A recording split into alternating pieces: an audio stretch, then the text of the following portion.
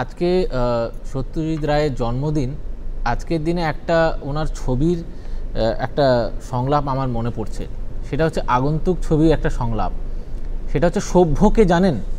সভ্য হচ্ছে সেই ব্যক্তি যে একটি বৃদ্ধাঙ্গুলের চাপে, একটা বোতাম চেপে, একটা আগ্নেয়াস্ত্র নিক্ষেপ করে একটা পুরো শহরকে, একটা মানব গোষ্ঠীকে নিশ্চিহ্ন করে দিতে পারে, এবং সভ্য সে যে এই ডিসিশনটা নিতে পারে উইদাউট টার্নিং আ হেয়ার।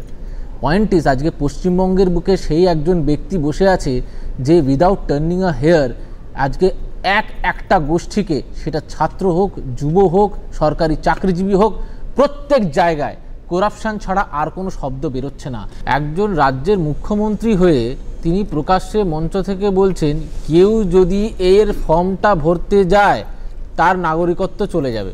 এই লোকসভা নির্বাচন, এটা একটা নিয়মই আছে যে ভারতবর্ষের যে কোনো জায়গা থেকে যে কোনো ব্যক্তি এখানে রিপ্রেজেন্ট করতে পারে, এটা টেকনিক্যাল ব্যাপার।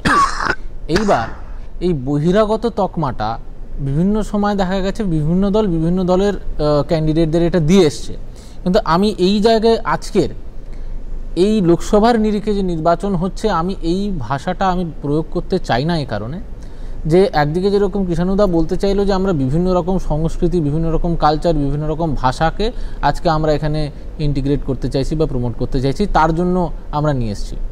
কিন্তু বিষয়টা অন্য, বিষয়টা রাজনৈতিক।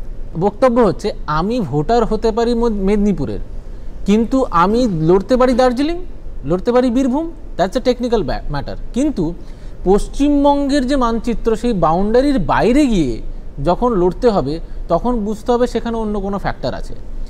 একটা জিনিস আমার বুঝতে একটু অসুবিধা হয় তখন, যখন দেখা যাচ্ছে যে একটা দল সরকারে আছে, তারা রীতিমতো একটা মেজরিটি নিয়ে তারা সরকারে এসছে, সেইখানে যখন লোকসভার এই গুটি কয়েকটা আসন তাদের সিটে ক্যান্ডিডেট দিতে হবে, তখন তাদের কেন এই আকাল দেখা যায় নেতাদের, কেন অন্য রাজ্য থেকে নিয়ে আসতে হয়? আমরা কিন্তু বিরোধিতা করছি না, আমাদের বক্তব্য হচ্ছে বাঙালি নেই কেন, পশ্চিমবঙ্গের নেই কেন।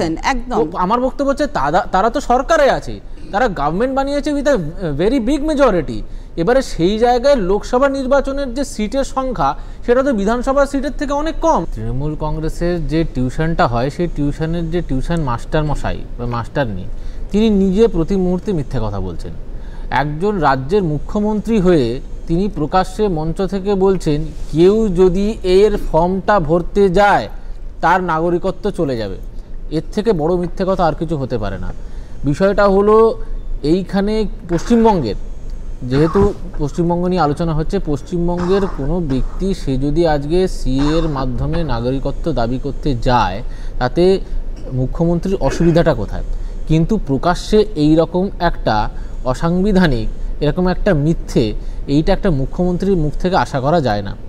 যে কেন্দ্র নিয়ে আলোচনা হচ্ছে, বিষয়টা হলো এক, আমি নির্বাচনের বিষয়টা একটু সম্পন্ন করে নিই। সেটা হচ্ছে, প্রথম কথা হচ্ছে যে না, প্রশ্নটাতে আপনি আসুন যে এটা একটা মারাত্মক অভিযোগ। কিন্তু না, আমার বক্তব্য হচ্ছে, উনি বলছেন যে একটা মিডিয়া রিপোর্টে এসছে, মিডিয়া রিপোর্টটাকে উনি অথেন্টিক মনে করছেন। উনি যেটা বললেন আরটিআই করেছেন, আরটিআই করুন, সরকার রিপ্লাই করবে, সেটা নিয়ে কোনো রাজনৈতিক দলের অধিকারই নেই। এটা তো তৃণমূল নয় যে তার পাসওয়ার্ডটাকে দুবাই পাঠিয়ে দেবে তার নিজের লোকসভার।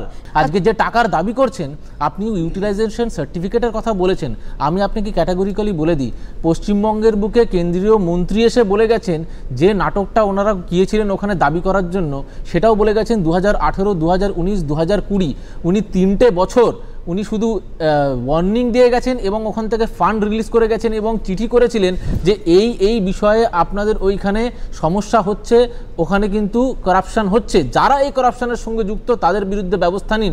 পশ্চিমবঙ্গ সরকার ব্যবস্থা নেয়নি। কেন নেয়নি? এক হচ্ছে, ব্যবস্থা নিতে গেলে সেই পশ্চিমবঙ্গের পুলিশকে ব্যবস্থা নিতে হবে ল অ্যান্ড অর্ডারের খাতিরে, আর দ্বিতীয়, যদি অ্যারেস্ট করতে হয় বিডিওরা ভিতরে যাবে, ডিএমরা ভিতরে যাবে, সেই জন্য আজকে আটকে